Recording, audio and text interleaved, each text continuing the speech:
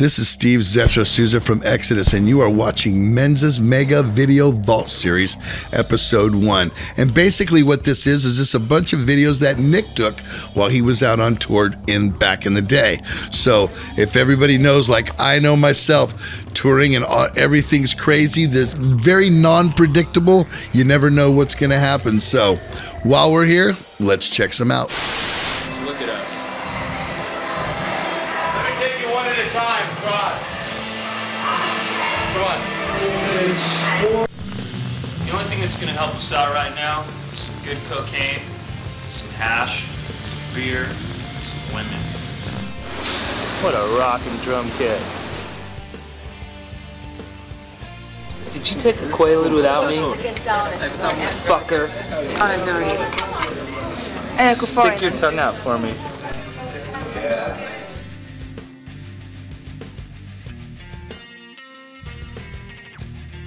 Complete bullshit. It is. Wait, don't put this Sensei's. fucking thing in there. Hey, that ain't in there. That's complete. that's my headband, dude. Look at that.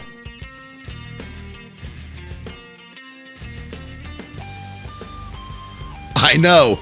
This is what it's like. This is what the craziness that tour can be. That's why everybody wants to be a rock star, right? So, I mean, anything can happen, like I said before. So, what are we waiting for? Let's go check some more of this craziness out. We almost got into a fight with an English redneck way over here. Some dude in that grocery store over there. Just don't use that bloody accent. Way cool. Helsinki. This is a fucking room, man.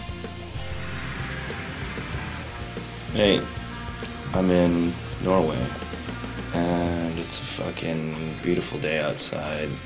I have a cold. Tour manager. That's why I'm the tour manager and you're the drummer. That's right. And she pays on the 17th, and look at the winner right there. There's a winner. Nick was actually the third drummer for Megadeth, first being Gar Samuelson, the second being Chucky Beeler.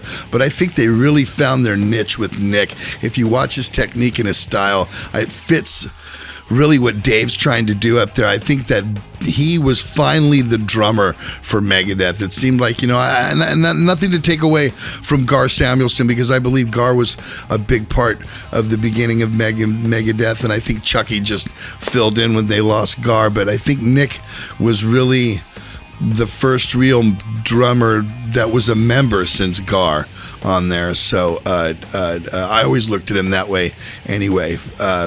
Very classic chops, and you could tell well schooled from the old school type drummer, man.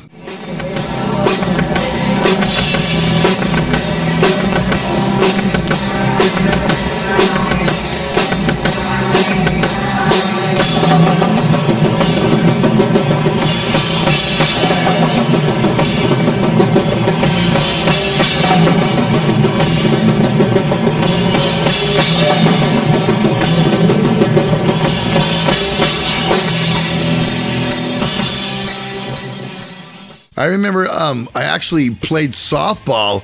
It was called Rockers Rollers, and it was for TJ Martell, I think back in 92 or 93. And they put all the heavy guys on one team. It was like Megadeth, Anthrax, Alice in Chains, myself.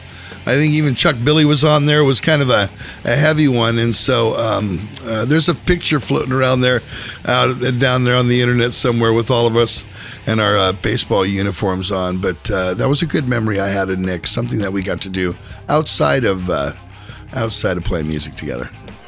Jesus Christ, I got it extended. All this time? Super extendo. That's... Right on.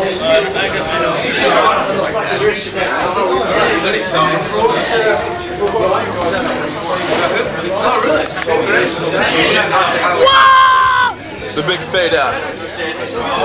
Smile.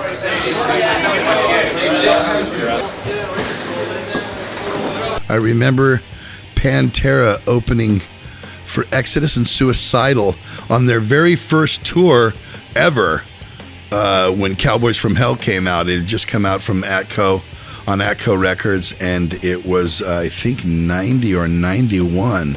I'm going to have to say 90, I think. And we were out on, Exodus was out on tour for Impact Is Imminent. And Suicidal was actually on tour for Lights, Camera, Revolution. And here's this band opening up, man, these guys from the South. I remember Philip coming, man, we all like you guys, man, we're big Exodus fans, man, there's all killer. Man, we love you guys. And we hung out that, if you watch that tour video they did from the very first record, they were the first band I ever seen that brought cameras out and videotaped everything. And so there was some cool stuff on there that we're involved in on there, but boy, did they become legends after that. Well done. They were actually the only metal bands in the 90s really going on was Pantera, really. So hats off to those boys. Miss you, Daryl. Miss you, Vinny.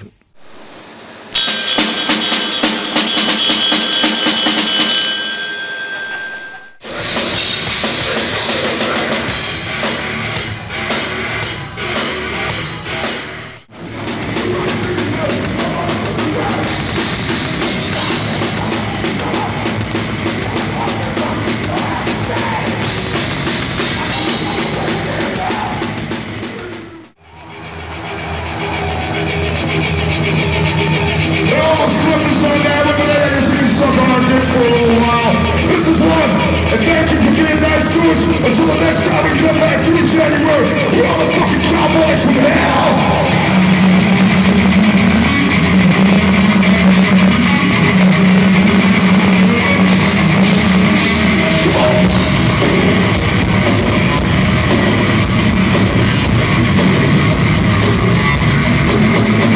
That's right!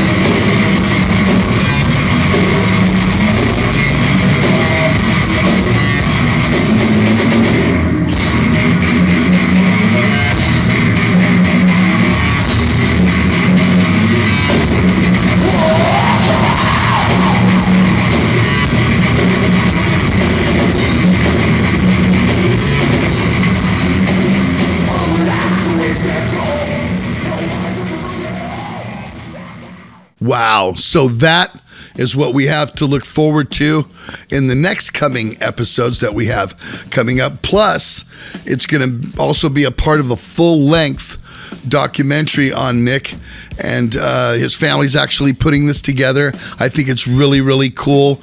And like for all of us metalheads, it keeps the remembrance of these people that were friends of ours, fellow musicians, you know, rock icons that we looked up to.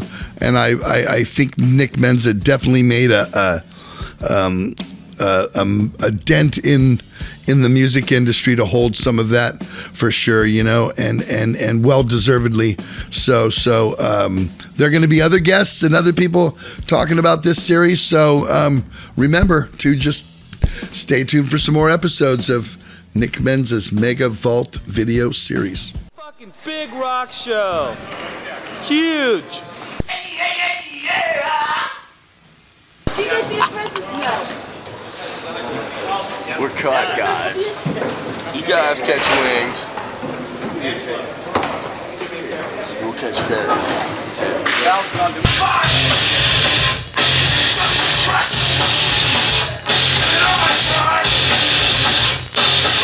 wonder if I can make it to the other side. Turn that fucking... You recognize these fucking clowns?